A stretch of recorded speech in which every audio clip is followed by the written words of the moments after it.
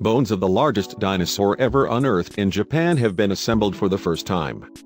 Dubbed Mukawaryu, the 72-million-year-old reptile's remains were recovered from marine deposits dating back to the late Cretaceous period. The skeleton, which is around 26 feet long, has been identified as a duck-billed dinosaur. These herbivores thrived in Eurasia, North and South America and Antarctica, between 100 million to 66 million years ago. The skeleton was found in Hobetsu on Japan's northernmost island of Hokkaido, by a research team from the Hokkaido University Museum and Hobetsu Museum. The majority of bones have been identified, and those which can be pieced together now present a more accurate depiction of the dinosaur's anatomy. The Mukawaryu skeleton, which was first revealed in 2017, is defined as a complete skeleton, as it contains more than 50% of the bones. Now an estimated 60% of the bones have been identified, and 80% of the entire expected skeleton has been located. Although this is the most complete skeleton in Japan, it is not the most complete one in the world, with some specimens having as many as 90% of their bones identified.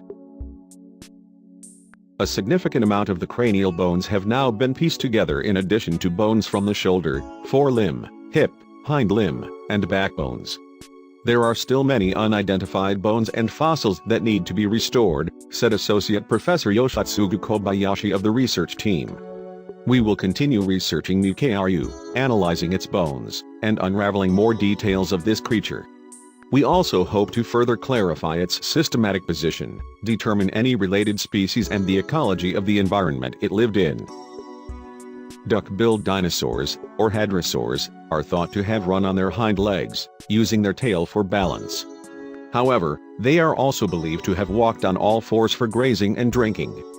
They ranged in size from 10 to 65 feet long, and had horn-like toothless beaks and hundreds of teeth inside their jaws for grinding plants.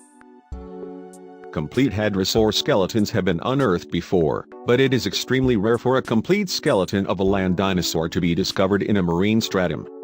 Research suggests that hadrosaurs had pads similar to those seen on camel feet. They had stiff tails, and stubby bones that suggest they spent most of their time on land and fed on terrestrial plants. The whole front of the skull was flat and broadened out to form a beak, which was ideal for clipping leaves and twigs. It is also believed that they migrated to nesting grounds to reproduce.